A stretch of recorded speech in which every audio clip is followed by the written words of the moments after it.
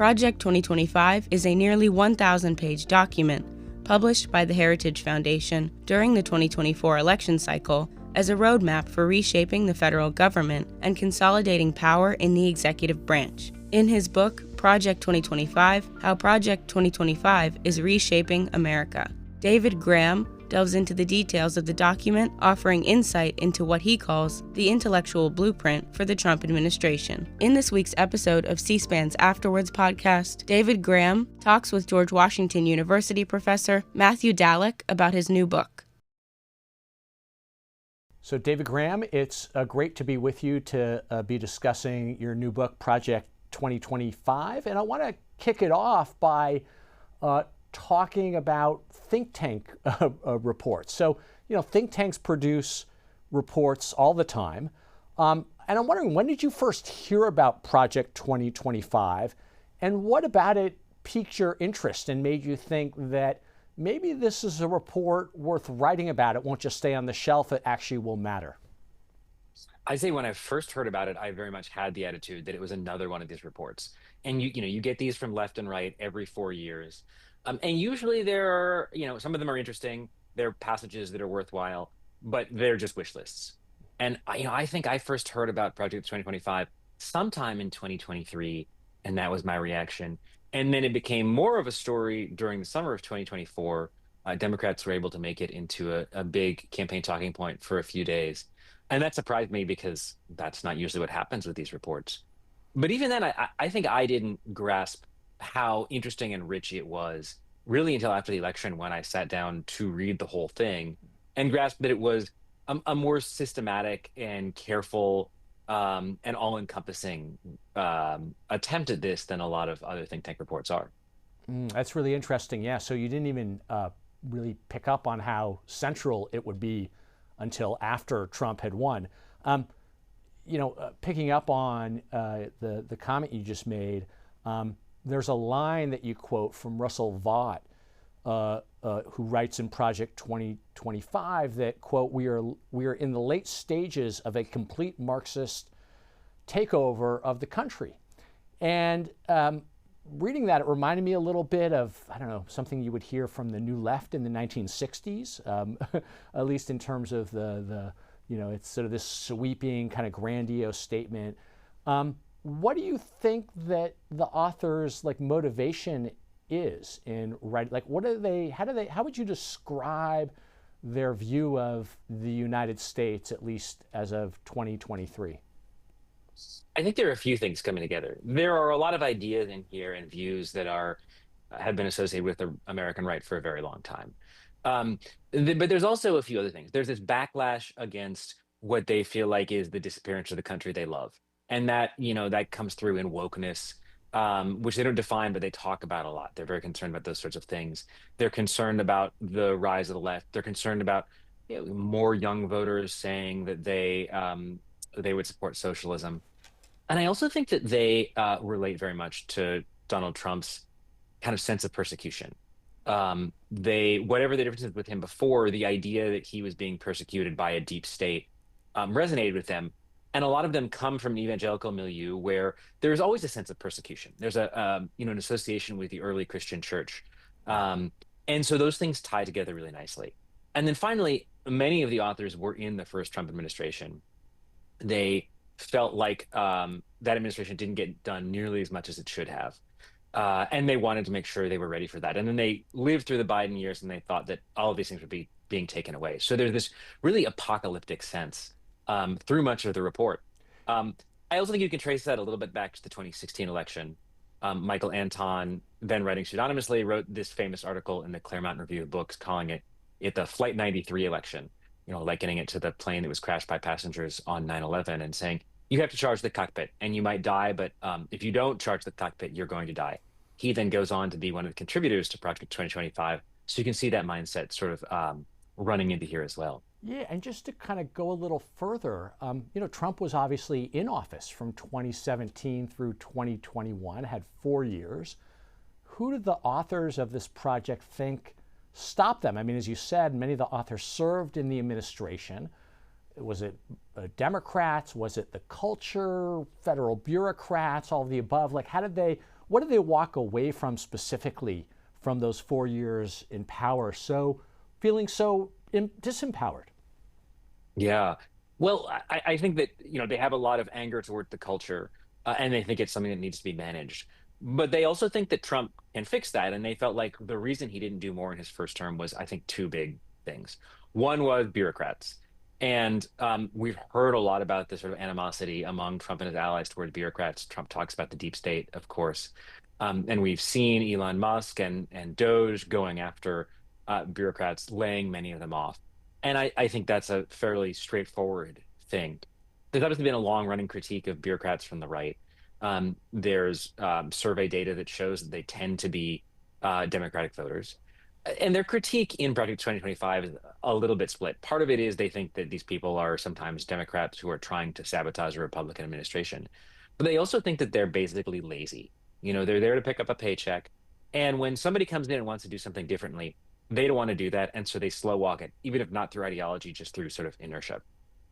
So that's one big bucket. And then the other one is political appointees. And I was struck by the level of vitriol that they display towards political appointees. You mean Trump In the first administration Trump administration. appointees? Exactly. Yeah. They feel like that a lot of these people came in and they were George W. Bush holdovers, or they were there for themselves. They wanted the glory, but they weren't really on the team. And so they felt like they need to have a much better class of appointees for a new administration than they had the first time. It's so interesting because, of course, they were recently in power, and yet they feel so powerless. So can you describe, we've talked about kind of the worldview, their mindset, some of the things that they're attacking. Is there a cohesive philosophy or a coherent set of ideas that runs through this report in terms of what they want to do proactively once a return to power? I think there's an overall coherent worldview. I do think there are some places where it starts to break down when you get into the nitty gritty. But overall, I think the two big ideas are, one, they think that the president needs to have much more control over the executive branch, and they need more power for the president. That means, for example, converting civil servants to political appointees who can be fired. That means seizing control of the independent regulatory agencies, things like the FCC, FEC, FTC, that have traditionally operated sort of outside of the president's control. More control over things like the Justice Department, all of which allows the president to do kind of what he wants. That grand ambition towards seizing executive power, I think, is a means toward this vision of society that they want to implement. They want a more biblically based society. They want traditional gender norms. They want to move things in a sort of more traditional sense to get things more to at least the imagined ideal of the 1950s than where we are today. Can you talk a little bit about because I'm struck that this report comes out of the Heritage Foundation, which of course has been around for 50 years, had close ties to Ronald Reagan. Can you talk about, as you read the report, did it feel like a report that, say, a Nikki Haley or a Mike Pence could also embrace, a more traditional conservative Republican? Or does it feel like this, more of a MAGA-esque populist Trumpian report, or is it a mix of the two? It's a mix, I think. And it's hard to imagine any other Republican who ran in the last election implementing this to the same degree as Trump. I do feel like it's tailored in particular to him. And you see these movements towards, I think executive power is a big Trump priority. Obviously, you see concern for immigration in the way that Trump does. But you can also see some of these cleavages. So one of those is trade, where I feel like Trump has captured the Republican Party on a lot of areas, but he has not really driven all of the free traders out of the party. And so instead of having a single view about trade, Project 2025 includes dueling views. One from Peter Navarro, who is obviously in the administration now pushing tariffs, and he pushes tariffs in here. And then another from Kent Lastman, who's the head of the Competitive Enterprise Institute, who makes a pretty scorching case that tariffs are an ineffective tool of global statecraft and will impoverish Americans. That seems to me like a much more traditional Heritage Foundation kind of view. I also think generally it's, there's a turn away from a conservative limited government attitude. So they have similar cultural aims, but they're much more willing to use government, to use kind of big government even, to achieve those than the American right has been any time in recent memory. but they're doing it at the same time that the project calls for implementing Schedule F, basically to make civil servants easier to fire, at the same time that, well, eventually Elon Musk comes in, right, and starts to dismantle many government agencies. So it seems like another kind of core contradiction that, they have a different view of limited government. They want a more aggressive version of executive power, and yet they're dismantling, if not abolishing, gutting many federal agencies. Is that a contradiction that they are aware of and that they address? They don't really address it, and it works a couple ways. When you look at something like Schedule F, the goal is to convert civil servants into political appointees so they could be more easily fired. So they don't necessarily want to get rid of all those people. They want to make them easy to fire, although it's hard to tell. Back in 2024, a former first Trump administration official said, well, we're not going to fire all of those people. If you lay off 50,000 people, you can't make the government work. And then, of course, we've seen Musk come in and fire many more than 50,000 people. Yeah. So I do think there's a place where those things are going to contradict. And there's places where they want to use government departments to do things that are going to be very hard if you don't have trained officials with a lot of experience who know how they work actually doing those things.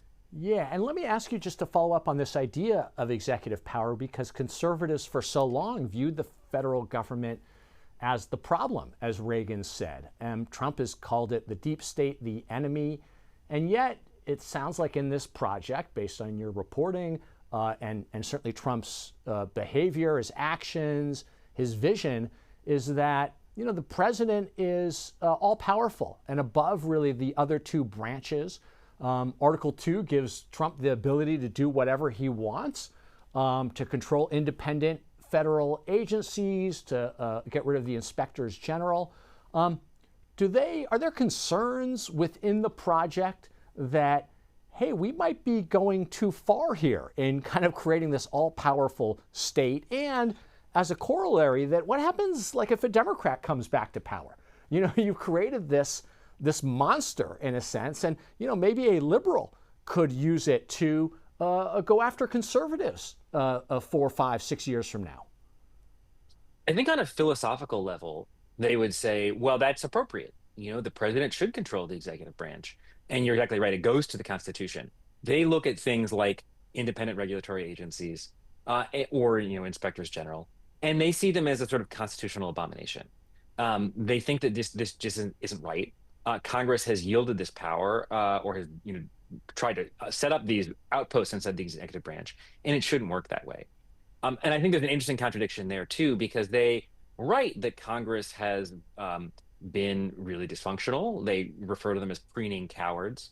And I think you're going to have a hard time finding a lot of people who think Congress is working well. So in that sense, their critique is very plausible. But they don't really reconcile how giving more power to the president solves that. And I don't think they consider what happens when there is a Democrat in office who might take things in a really different direction. Can I ask you a little bit about, in terms of the report, and in your book, you talk about both the ideas, but you also talk about their personnel agenda. To the authors of the report, do they view primarily personnel as policy and power, or is it primarily ideas that are going to win the day, right? This notion that ideals have consequences, or is it a combination of the two things that they want to kind of harness and really join together to push their agenda in 2025? I think it's a little bit of both. They nod to the Reagan era dictum that personnel is policy, and they were very concerned that they would get better people into the government. So one prong of Project 2025 was a series of training videos and a database where they would recruit people, identify them, vet them, train them on how the government works. So when they came in, they could do things on day one. You wouldn't have the really slow staffing up period that we saw, particularly in the first Trump administration. So that's very important to them. And they want people to be on board, loyal to the team. But I think that's all very much in service of these broader systemic changes that they want to make. They have a lot of policies they like, and they want to do, and they have a vision of the federal government, and they need the people to make that happen. But it's the ideas that are most important. Can I bring you back just to 2024? Because like you, I was struck by in the campaign when the Democrats made Project 2025 really a signature issue. And during the convention, a lot of speakers would hold up enlarged projects, Project 2025, the actual book, in their addresses. Do you think that it was a mistake for the Democrats to kind of elevate this project? Did they give it an importance that it did not yet have, or was it politically, it made sense that they were trying to do it because it was a radical document, and it just didn't necessarily resonate with the public? I think that it wasn't a mistake to bring it up, but I think the way they conveyed it didn't totally succeed. And I mean that in a couple ways. One is they talked about it in much the same way that we've opened talking about this. They talked about it as a sort of policy wish list. And there were some really interesting policies in there, some very unpopular policies. But it's more than that. And it's hard, I think, for any politician in a short stump speech to convey the kind of, institutional overturning that they want to do here. But I do think that they didn't convey quite how radical a document was. It was in that sense. They also talked about some things in questionable ways. So you had Kamala Harris on the debate stage saying that Project 2025 wanted to eliminate Social Security. That's simply not in there. There are a lot of things that are unpopular, but it was a weird choice to go after something that wasn't there. The other problem was they just didn't get people to believe it. So there was some interesting polling from Democratic firms in October of 2024. And what they found is that when you polled people on the ideas in Project 2025, they were heavily against them, in strong majorities. But they also just didn't believe that Trump was going to do them. And so that was the problem for Democrats. You can convince people something is a bad idea, but if they don't think it's really going to happen, it's not going to be a strong motivator. And I'm not sure why they didn't connect, but it very much did. Yeah, well, and Trump also was arguably quite savvy at distancing himself from Project 2025, right? He said, I know nothing about it. Didn't at one point, too, they push out one of the lead authors of the report? Yeah, so he did distance himself from it. He said he hadn't read it. He didn't know anything about it, and it had some ideas that he thought were extreme. And Heritage fired Paul Dans, who was kind of the organizer of all of this.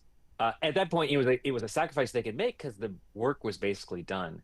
So it was a painless sacrifice in that way. Can I also just bring you back before we talk about kind of the implementation of it and some of the specific ideas? Bring you back to 2021. So after January 6th, of course, Trump is about to leave office. Can you talk about, most people didn't think he would come back, right, and be president again. Here are former aides in his administration, people like Russell Vought.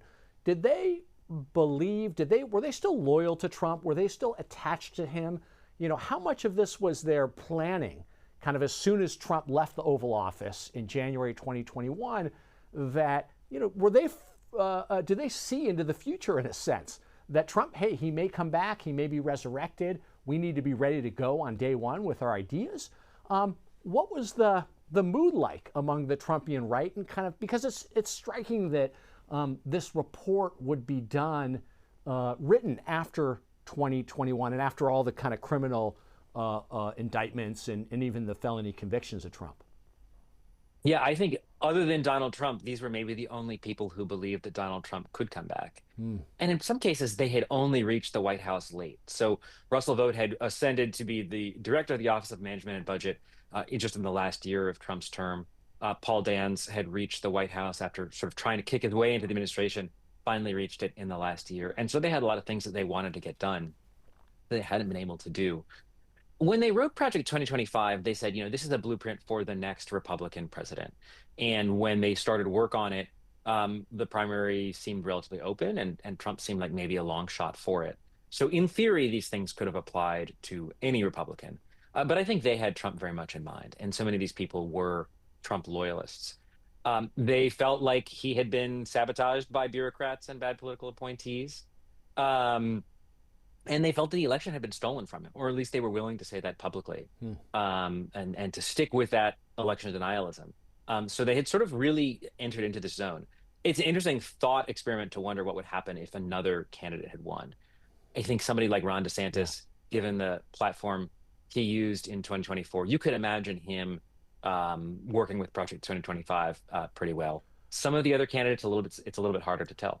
Also, when I read your book, it seemed as if some of the ideas in Project 2025 came out of, for example, Ron DeSantis's Florida, or maybe the Moms for Liberty movement, the kind of grassroots movement around the schools, giving parents more power in public schools. Yeah, they were all obviously picking a lot of these ideas up. Yeah. And they could see what was popular. So they could see that, for example, talking about trans athletes was a really popular issue with their voters. They could see that talking about parental rights was a really popular issue, and they took that in and put it in the report. Well, and Nikki Haley, I remember, talked about trans sports, trans people in sports, as in one of her speeches, and when she was running for president. So, you could see ideas in this report that would at least appeal to other candidates not named Trump. C-SPAN's Afterwards podcast continues in a moment. Now back to C-SPAN's Afterwards podcast. Right. Yeah. I'm just going to read, because I want to get back to the project, what it says, what it recommends, and then also think about how the ideas in the project have synced up or not with Trump's actual governing. So this is from page 6 of your book, and you write, and you're kind of summing up, I think, the project here. Project 2025 is a scheme to massively expand the power of the president. The principles involved want Trump to be able to stock the executive branch with political appointees, to fire civil servants at will, to discard the historical impartiality of the Justice Department, to attack the statutory independence of agencies like the Federal Communications Commission, and to seize powers of the Congress for president. When I read that phrase and then reread it, it seems as if the administration, so far at least, right, the first several months of the administration, has been pretty effective at implementing all, or at least almost all, of those ideas. Is that your read on it, that as you kind of have watched over several months the administration unfold, that this is a Project 2025 administration, or are they kind of more picking and choosing from this foundation document? There are places where there are differences between Project 2025 and the Trump administration. But I have been struck by how closely they have stuck by it.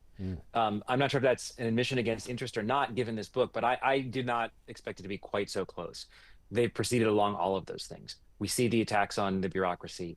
We see the Trump administration, for example, from the White House, firing line prosecutors in the Justice Department. We see firings of the heads of these independent regulatory agencies. So across the board, in terms of what they want to do on executive power, I think they're going right along with the playbook as it's laid out.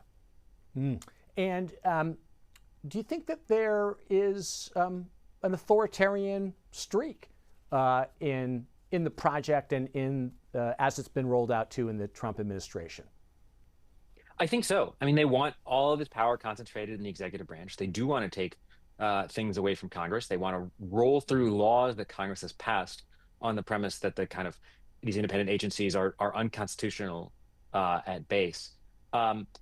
You're moving towards a system where the executive simply doesn't have the checks and balances that it traditionally has, either from non-political appointees or from the political branches like Congress.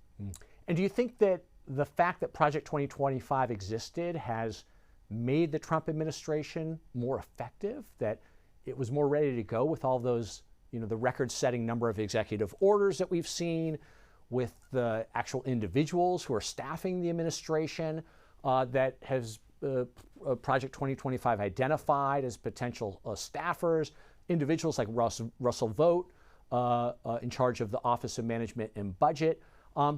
Could the administration, can you imagine a world, the administration doing what it has done without Project 2025, or has it really been instrumental?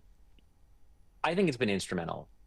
You see it in the staffing, and that's people like Russell Vought, who now is back heading OMB and is using it really effectively as a command center, just as he laid out in the project.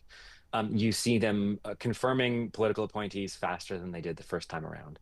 The other thing is, in Trump's first term, he started very slowly in the White House. People think about the travel ban being very early. That took 7 days. On Yeah. the first day of the administration, Trump was signing dozens of executive orders. Hmm. And these executive orders line up so closely with what is in Project 2025. I think one thing that this gives Trump, Trump has a few core interests. He cares a lot about immigration. He Hmm. cares a lot about trade, but there's a lot of things that he is less interested in, either policy areas or the kind of execution of those things. And what this does is it provides him with a group of loyal workers who wanted to get going on day one. So there's a really mutual interest in it. It's interesting, though, because in a way, on the issues that Trump is less interested in, you're saying in a way or suggesting that he might leave it to his aides to take the lead on some of these things, right? He may not, I mean, he may not like DEI, but it's not going to be his, top three of issues to tackle. And so, he just might leave it to the authors of Project 2025 to go to town. Yeah, he has a sort of notional interest in DEI. He doesn't like it. He Yeah. talked a lot about it on the campaign trail, but he's not going to be focused on exactly how to implement that. That's something he's happy to leave to his aides. Can we talk a little bit about social issues in 2025? So one of the more, I think, radical aspects of the project is, as you describe it, their views of traditional family structure, gender roles, race relations in the United States, the issue of transgender people in American life, abortion. It strikes me, though, that the administration itself, on some issues, some social issues, has been very aggressive. So DEI, transgender, maybe you could argue education in terms of what they've done to the Department of Education. On other issues, though, abortion, for example, trying to fundamentally reshape gender roles, they haven't talked about it much, as far as I can tell. Trump has not seemed to animate Trump. So, how do you kind of read the social issue agenda from Project 2025 as it's being implemented? Is it just a mixed bag? I think it is a mixed bag, and it's another one of these interesting places where there's a little bit of a conflict. Um, Trump seems to care about transgender issues, and he saw the political potency. He's not somebody who I think has a lot of personal buy-in into a biblically based vision of the family or a traditional family. Um, and he has appointed as the Secretary of Health and Human Services, Robert F. Kennedy Jr., who has less of an interest in these issues and a sort of unclear position on abortion. And Kennedy has accrued a lot of power, so that's pushed away from these things a little bit. But it's so important to the authors of Project 2025 that I think we're going to see this kind of agenda continuing throughout the administration. And they lay it out in a really systemic way. So they would like to ban abortion, but short of banning abortion, they have ideas for withdrawing approval for medical abortion drugs or preventing the mailing of medical abortion drugs through the US mail under the 1873 Comstock Act, or creating a database that tracks what abortions are happening at the state level when women are crossing state lines for them. They also want to use a sort of whole of government approach. So using the education department, using health and human services, using labor, using housing and urban development, all of these things to push this vision of family. That takes time, but it's also something that you can do a little bit below the radar because it doesn't have to be marquee initiatives to kind of push things in that direction anyway. Yeah, and there are certain issues that are pretty absent from the Project 2025 that have come to the fore. So thinking about the measles vaccine or Robert F. Kennedy pushing an end to fluoride in the drinking water, right? These are not animating ideas or impulses in the project itself, are they? They aren't. The one place where there's a little bit of a crossover is there's a real concern in the project for the revolving door between the pharma industry and regulators. They see this as a real problem. They talk about industry capture a lot. That's an idea that Kennedy has spoken about, and that's an idea that I think has appeal on the left as well. There's a couple of these places where I think the ideas are not narrowly tailored to the right. You can see a kind of broader appeal. What impact do you think that the pandemic had on, I mean, I know this is a broad question, but the pandemic feels important politically. And I'm just wondering if you see its impact on the pages of Project 2025 and in the first months of the Trump administration. One place you see it in Project 2025 is a real frustration with the CDC. And, they feel like the CDC closing churches was really an egregious violation of free exercise of religion. And they want the CDC to stay out of that sort of thing. They want to sort of push back on the public health establishment. So you see it in that way. There's overall a sort of overarching concern for China throughout Project 2025. And they feel, even though we've seen Trump and then Biden speaking about China as a major threat, they still seem to view it as something that the American people don't understand how large a challenge China is culturally, economically, and militarily. And they feel like it needs to be confronted using all of those means. And you get the conversation about COVID origins in China feeding into that as well. Let's turn to, you mentioned this earlier in our conversation, but I want to talk a little bit more in depth about it, which is what I found to be a surprising but also fascinating debate that it sounds like takes place within Project 2025. And by the way, I should disclose I haven't read the project itself. I've just read your book, which is a terrific primer to the project. It seems as if the authors are willing to have a really robust debate in this project, that the project, at least on the issue of free trade versus tariffs, is not at all settled. And I was surprised by that, and I'm wondering if maybe most of the authors, you kind of pick up the sense that they're more traditional free marketeers, traditional conservatives when it comes to economic issues. But in a nod to Trumpism, they include Peter Navarro. They know that Trump loves tariffs. What do you make of that? That this is a real ongoing debate, I take it, within the MAGA movement, within the conservative Republican Party. It's really interesting to see the things that the traditional GOP is willing to compromise on and the ones they're not. And so Trump has, I think, moved the party a long way on a lot of issues. There's even a friendliness to labor, which is obviously not on the level of the kind of alliance between organized labor and the Democratic Party that we've seen. But I think it is sincere, despite criticisms from people on the left that it's all just window dressing. It's small, but it's real. It's just places like this. But I do think the free traders remain a strong faction in the party and in the right. And it's the inclusion of this Navarro chapter feels to me a little bit like they felt like they couldn't entirely go against tariffs because they knew that Trump was a major factor, and they see gathering support for tariffs, but they were also unwilling to go all in on it. And so instead, you do get this really interesting and robust debate.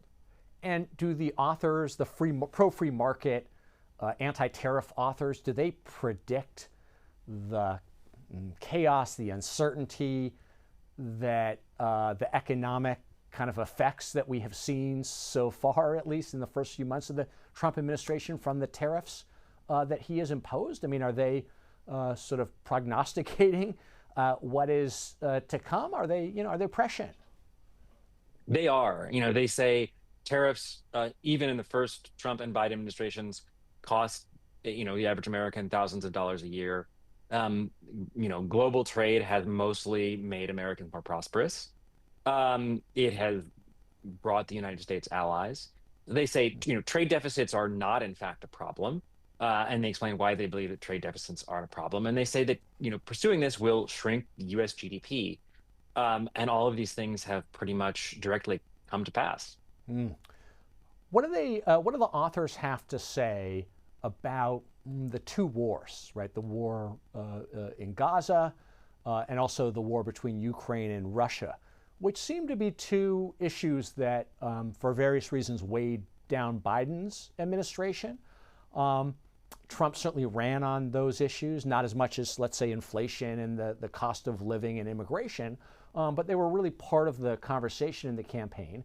Do the authors kind of have a coherent view about how to end those wars? And then we can talk more broadly about China and foreign policy. They don't really. And part of that is the war in Gaza started, I guess, after the initial report was released. They generically want to stand by Israel, but they don't go a whole lot deeper into it. They also argue that the U.S. should stand by Ukraine, and they say that Russia is a threat. They say, nobody really disagrees that Ukraine is in the right on this war, which I'm not sure. It seems a little bit more like wishful thinking. But otherwise, it is so much focused on China and focused inward And I think the rest of the globe is a little bit of an afterthought for the authors. But this is important. I mean, do you think that there are members high up in the Trump administration right now who also adopt this view? They share this view that really we should still be on the side of Ukraine, even if we have doubts about, sending them billions of dollars in arms, that there's actually more, even if it's hidden, even if it's subterranean, more pro-Ukraine support in the some of the upper ranks of the Trump administration, based on your reading of this report and what you just said about the pro-Ukraine message in Project 2025? Yeah, I think there are, and you can even hear this in the public statements from some members of the administration. If you look at like what somebody like J.D. Vance is saying, he is skeptical of spending on Ukraine, but he's not willing to talk about Putin in the same positive terms that Trump is. And if you go down to lesser known folks, some of whom, like Elbridge Colby, is a contributor to this and is now in the administration, you do see even more of that kind of realism, which is not that Ukraine is wrong. It's simply that supporting Ukraine to the degree the U.S. has is not necessarily in the American interest. Can we talk a little about China in this Project 2025? So you said that China really is the chief, it sounds like, threat, according to the authors, really the through line in terms of foreign policy. Are the authors buying into, in some ways, in other places they seem to be kind of dissidents, right? They're sort of railing against the existing order. In their attitudes toward China, are they buying into this so-called Washington consensus that China over the past decade or 15 years has become more of a direct threat to the United States, both economically, militarily, and for hearts and minds around the world? I think they are.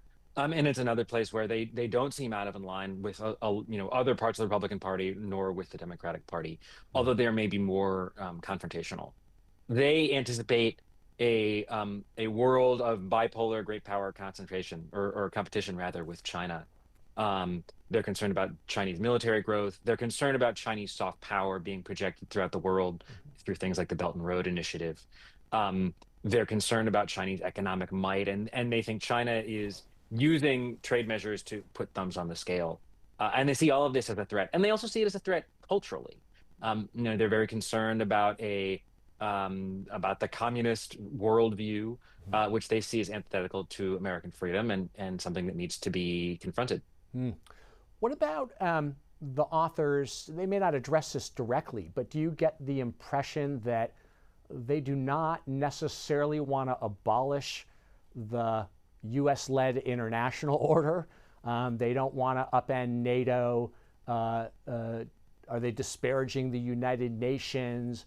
Where do they, because one of the things that is striking about how Trump has governed in his first 100 days is that both through tariffs and withdrawing from various organizations and the abolishment of the U.S.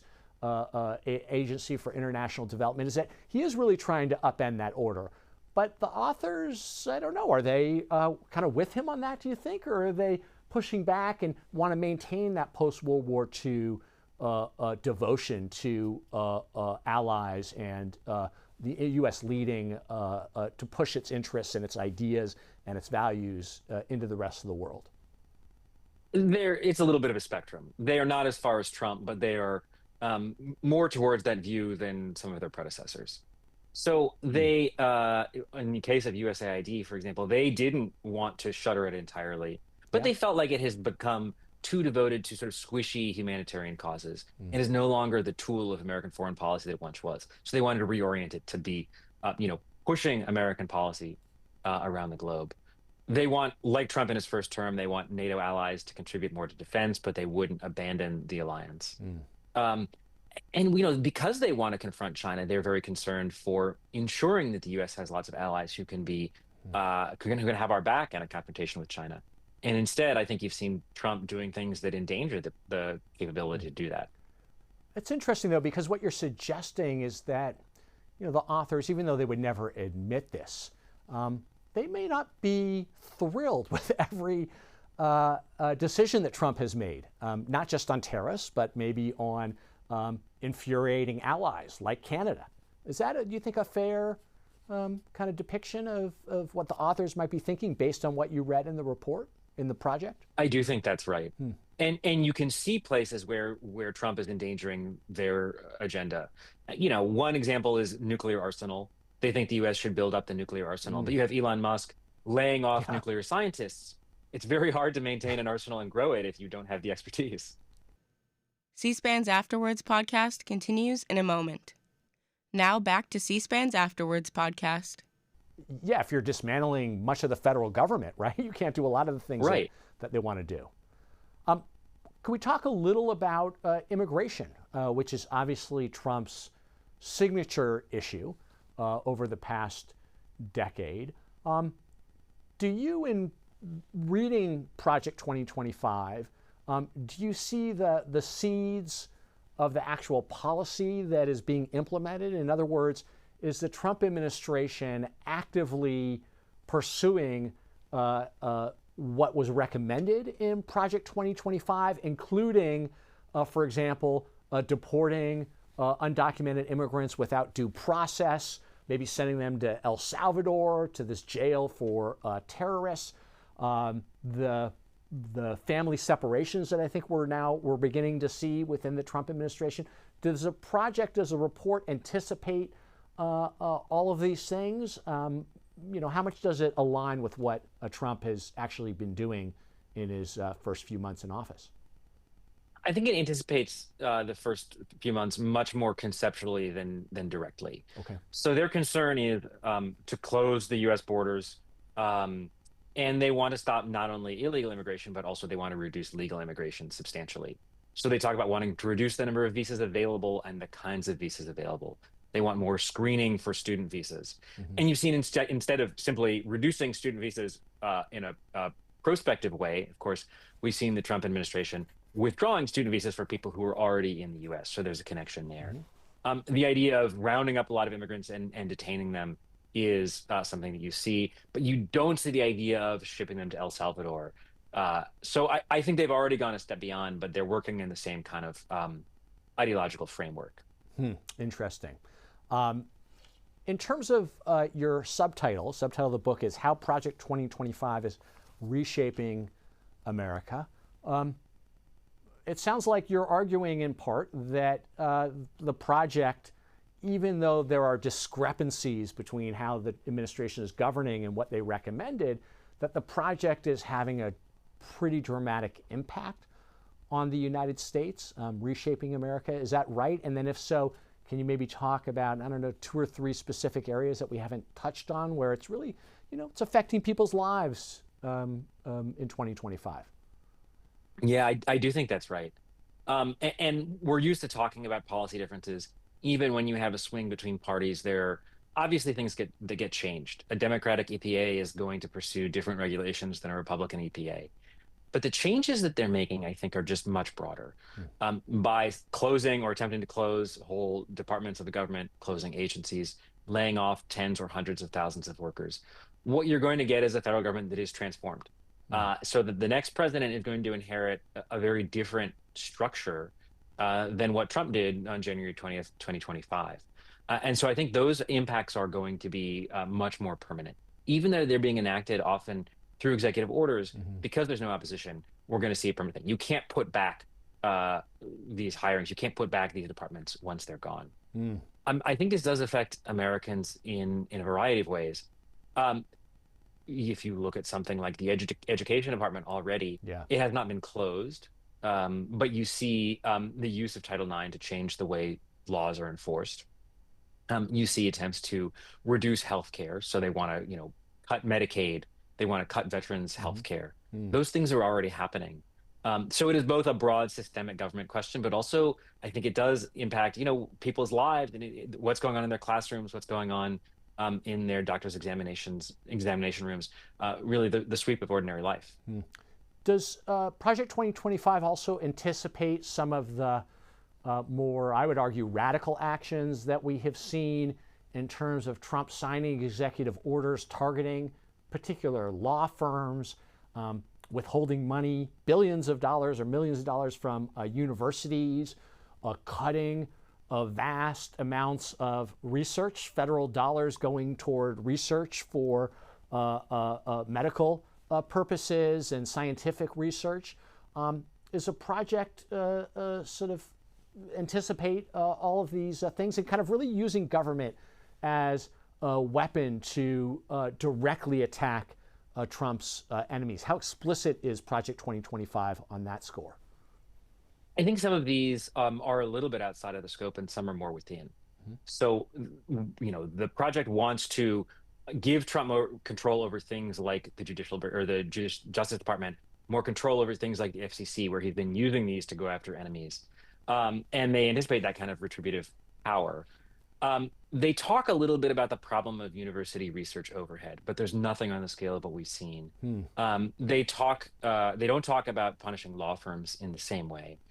The stuff that Elon Musk is doing in general is interesting because it's not anticipated by the project. Yeah. And it's often in line.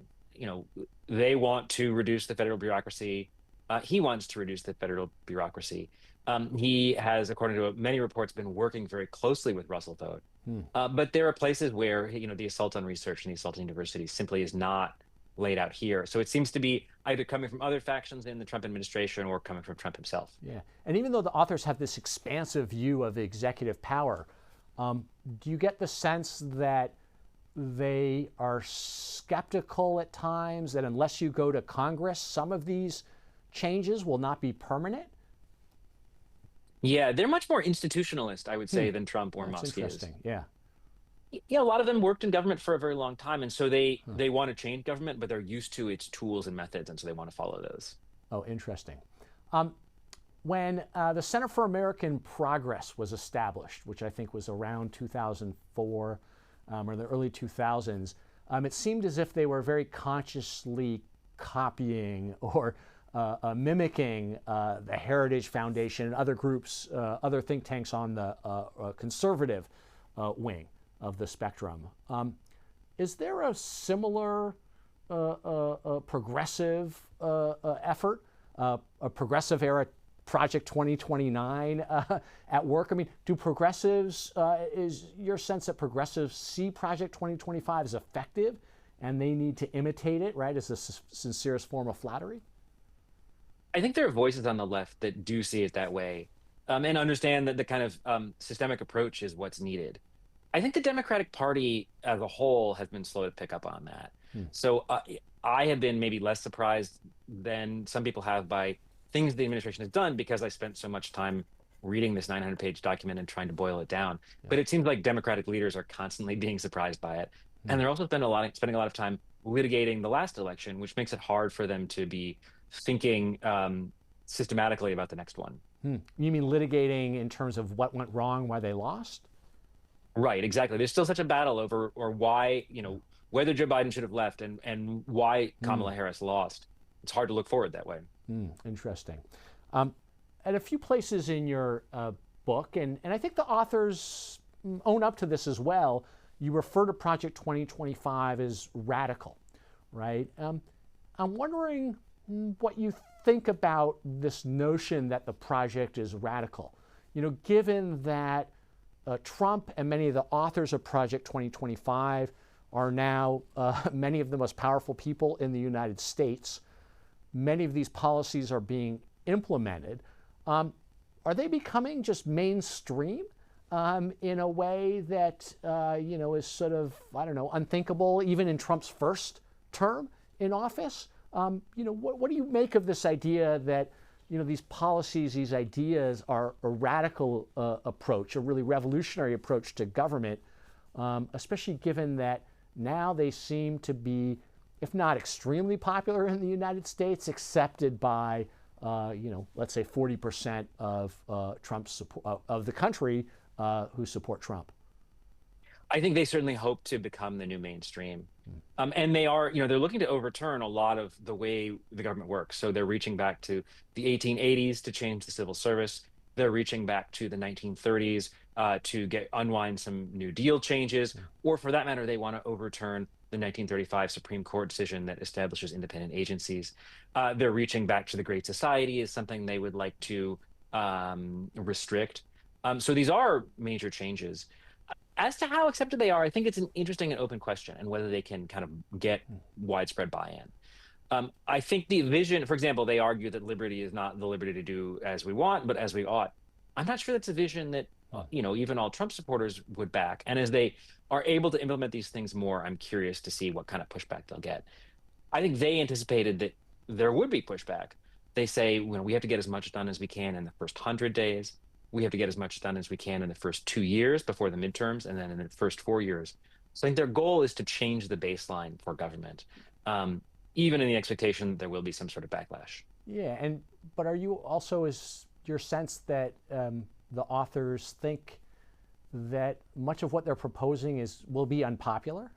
It'll provoke a backlash, but it's not necessarily going to have enduring majority support. But here's our opportunity to do what, let's say, 40% of the country would like to do, and we're going to ram it through. That's exactly it. I mean, they think this is their chance to do it, and it's things that they believe in strongly. I don't think this is a cynical effort by any means. Yeah. They really do believe in the vision of government that they have and in the vision of society. And even if there is pushback, they want to seize the opportunity they can to do that and to save America as they see it. How much of the authors, their worldview, what they write, how much of it do you think was influenced by Trump over the past decade, by the emergence of the MAGA movement? And how much of what they write and just where they come from, I'm talking about the authors here, is a reflection of other forces that go beyond Trump, that maybe come from the Heritage Foundation or some of the journals or magazines on the right, kind of debates within modern conservatism that have been roiling the movement for, from the Tea Party, let's say. Right. I think the biggest thing Trump has done is create a new sense of imagination for many of these people on the right, because these ideas are not always new, the specific policy ideas. But the idea that they could get them done, I think, is new. And that is the sense that's been awakened by Trump. They're willing to try things they wouldn't have otherwise. They're more open to executive power. And I think that is the biggest shift. But they're also thinking beyond Trump. They want to change the way the federal government works, for generations to come. And so in that sense, Trump is a vessel for them, but he's not the end of the journey. And is it your sense that the authors have are they attuned to politics, right? Are they, as you suggested in your last response, they're really driven by ideology, right? They have a belief system. They believe, these are the ideas that they want to implement, but they're not really, because it strikes me that, it's going to be harder for them, for the authors, to realize the agenda that they're seeking if Trump has 40% approval ratings because his tariffs have pushed the country into a recession. So I'm just wondering, and I don't know, did you talk to the authors at all? Did you interview them as part of your reporting, or have you interviewed them or anyone from Heritage in the past? Yeah, I've spoken with some of them, and they're certainly conscious of politics. And I think it's one reason they were so eager to get as much done as quickly as they could, because they knew that politics would bite back. And part of their sense is that Washington always fights back, and they wanted to get as much of an upper hand as they could. But these are, I would say, mostly policy-focused people, and to some extent ideology-focused people. And so they even write in the report, it's not our problem to figure out how the next conservative president wins. That's up to somebody else. We want to give that president an agenda when he or she enters the White House, which is, I think, what they've done. Maybe this will be one of my last questions, which is, the project 2025 is, as you said, 900 pages. But it's striking that in our own age of TikTok, Instagram, posts on X, that a 900-page, incredibly policy-heavy, wonky, almost old-fashioned, tome could generate this kind of debate and actually, as you put it in your subtitle, reshape the lives of the American people. Are you struck by that kind of dissonance, right? That, or maybe the authors had the best of both worlds in that they generated attention, right, to their report, which is the great one of the great commodities of the attention economy, but they also have the ideas to back it up. Like, what do you make of that real, I don't know, it strikes me as a real divergence. Yeah, Trump is so much a president of the moment and a politician of the moment. Yeah. And his attention span is not long. And it seems like they recognize that they could harness that to gain power and then have this sort of longer or slower going process underneath the surface. I think the fact that they published this online 18 months before the election, it's something that I have never really managed to get a satisfactory answer on, because I think it was in some ways a risky move. It exposed it to criticism. Trump had to distance himself. He felt eventually. Paul Dans ended up losing his job over it. And we often hear about, shadowy plans in the dark. That's not what this is. Yeah. They were willing to put it out there for everyone to see. And I'm not sure that I have a full idea of why they made that decision or whether they think in retrospect that was the right call. But obviously they have managed to make a difference in the administration either way. Was it possible that the authors at the Heritage Foundation wanted to lay down a marker for whoever the eventual nominee was, that this is the agenda, the correct agenda, and here are ideas that you can campaign on, but also here's the governing agenda, and you need to be paying attention to it. Was it their way of kind of I don't know if they're jumping the gun, but they're going very aggressively, very early on, putting it out there for all to see as really they're throwing down the gauntlet. Yeah, I think that was a factor. And they also, Heritage has had its ups and downs over the years, as all Washington institutions do. And I think this was a bid for them to reclaim some of the luster that maybe they felt like they had lost and the influence they had not had in the first Trump administration. They also gathered just a huge swath of thinkers and organizations from across the right, the sort of MAGA curious or MAGA friendly right, in an attempt to kind of co-opt other claimants and co-opt other platforms. And I think they've been very successful in that as well. And then a final question, which is what has surprised you most about having read the report? You were working on your book while Trump, it sounds like, took office. What has surprised you most about having read this report, reported on it, this Project 2025, and then it's now being implemented? Has there been anything that's kind of shocked you or surprised you about maybe something that hasn't been adopted or something that has been adopted but just has seemed to backfire on the administration or become really unpopular in ways you didn't anticipate? I'm surprised by the speed of all of it. So I'm surprised by the speed with which they've been able to implement so many of these things. But I think that the downside of that for them is that the backlash has come a lot sooner. And so we see Trump's polling suffering. We see economic data that suggests perhaps contraction. It just seems like everything's happening on a much faster schedule than I anticipated or than usually anything ever happens in the federal government.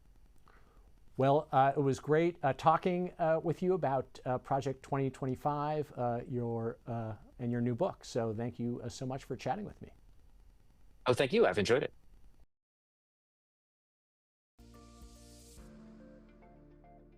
Thanks for listening to this week's Afterwards podcast. If you are interested in podcasts about nonfiction books, listen to C-SPAN's Book Notes Plus podcast for interviews with authors and historians hosted by Brian Lamb.